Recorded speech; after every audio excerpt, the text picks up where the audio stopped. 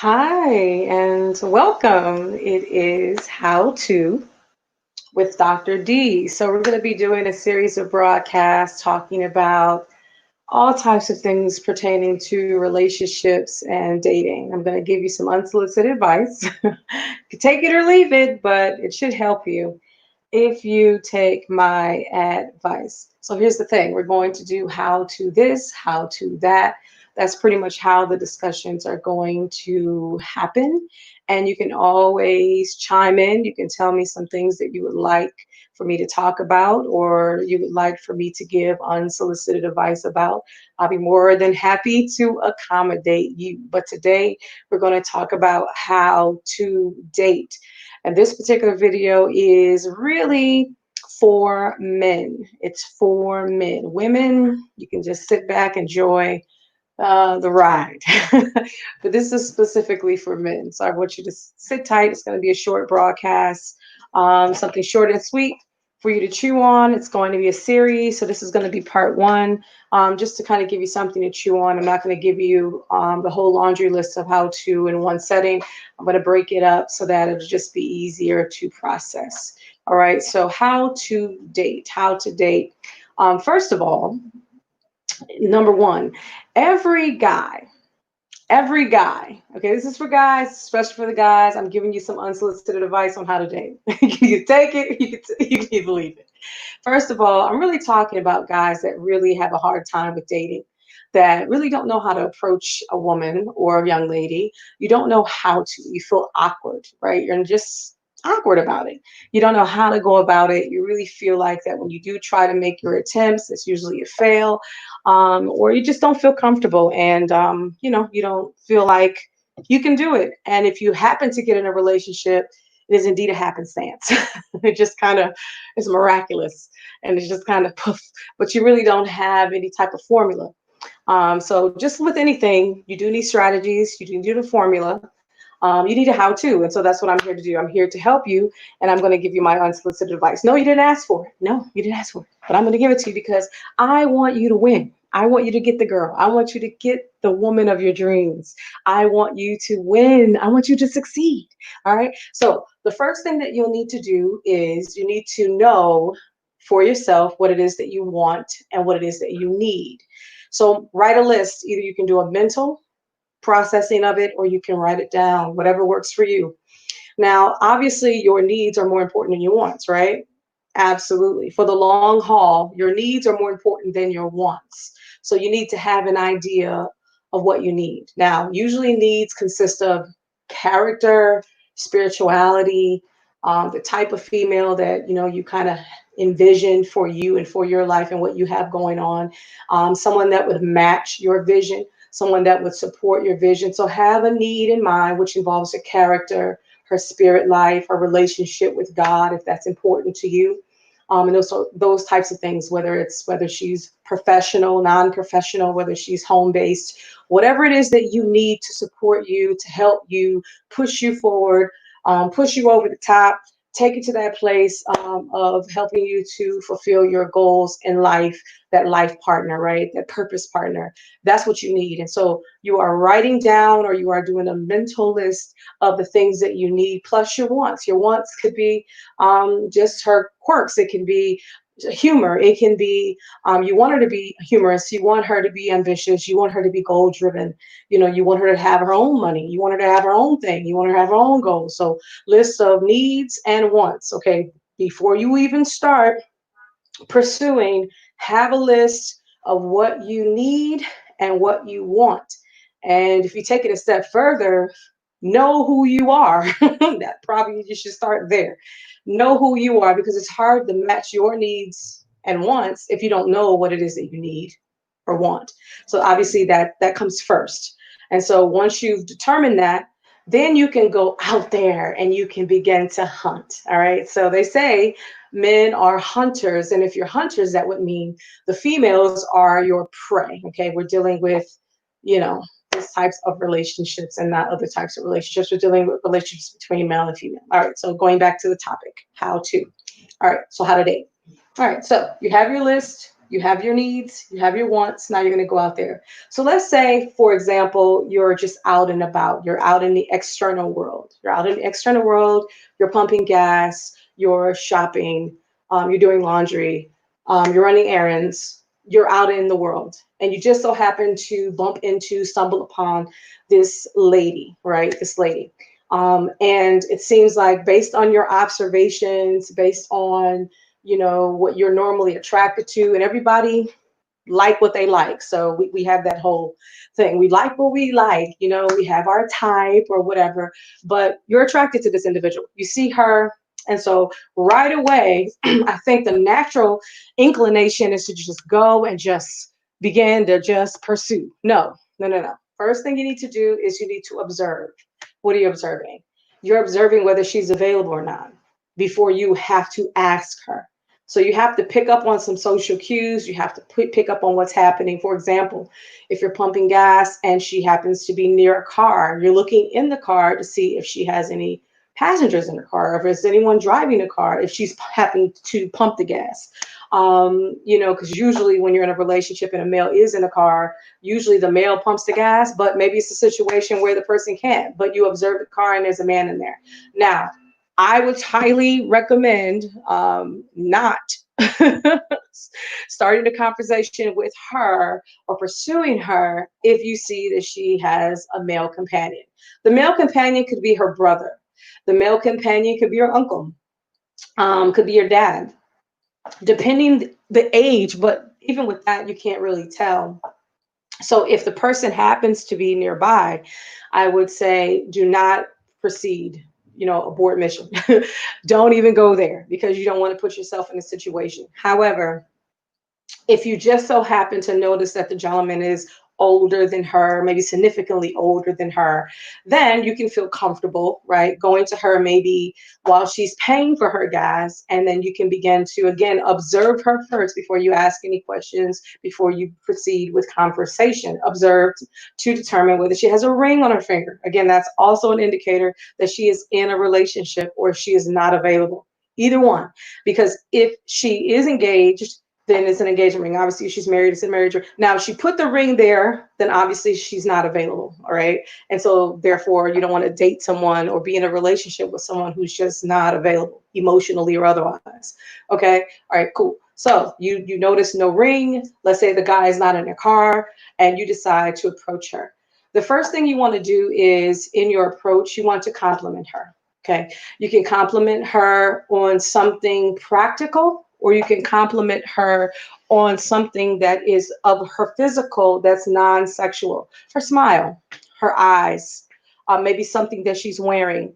If you get sexual, it's a turn off. She's thinking that you just want her in a sexual way, in a physical way. So it's a turn off. And it usually is a red flag, a huge red flag. And so when you compliment her, you want to compliment her eyes, her smile. You want to compliment maybe something that she has on, or just in general saying that, you look beautiful today, or wow, you look radiant, or you're glowing, or whatever. It's just something like that, but nothing too much. You don't want to get over the top with it. You want to be as casual as necessary for the conversation, even though within your mind and within your heart, you're on a mission and you have some goals that you're trying to achieve, which is to land a date. But you don't want to kind of let it be as obvious as that. All right. So you compliment her. Hey, you know what? Hi. How are you? Good. You look beautiful today. Oh, thank you. Right. Right. But you don't want to pause. Let's pause. You don't want to stop there. Right. Because anybody and everybody compliments each other. Women compliment men. Women look at men. They see their ties or their suits. They say, oh, you look nice. There's a nice tie. That doesn't mean I'm interested in you. That doesn't mean that I'm, you know what I mean? So women receive compliments all the time. So you can't just stop there. That's not an indicator that you're interested. That's not an indicator. So you need to take it up. You need to take it steps further. So you're complimenting her and just say, you know what? It's something special about you. I don't know what it is, but all I know is I really would like to know you better. Are you dating anyone? Are you in a relationship right now? Right. But let's take it a couple steps back. The purpose for this, by the way, is because what I've noticed is a lot of you guys are lazy daters. You're lazy. You don't put forth the effort that you once did. When I say guys, I mean in general, you're lazy. And because you're lazy, a lot of you have lost the game or the art of approaching women. Some of you've never learned the art of how to approach a woman or how to get in a relationship and stay in a relationship. And some of you have absolutely no game. When I say game, I mean game in the 90s kind of way, kind of game, not mind games, but just that charismatic nuance about you, charming skills and ability to win her heart. A lot of you all don't even exercise that because the pickings, it's so many women available, so many women out there to choose from that you've gotten lazy. And so because of that reason, you just wait for her to just kind of just come along and you swoop her up. There's absolutely no energy or no efforts towards choosing a mate. And so I see that. I see men and boys in the church that really just don't know how to pursue women. They don't know how to be in a relationship. And so that's pretty much what sparked this particular series that I'm going to do on how to, specifically on dating and relationships, because there's a need for it. And a lot of guys don't really know what to do. And so I'm here to help you. I'm going to help you, whether you want it or not. That's why it's unsolicited. And I believe that if you listen to it and if you take it for what it's worth, I think that it will bless you. Okay. All right. So let's go back to the scenario. All right. So you've asked her the question. She's going to answer it. Now, how she answers it will tell the story.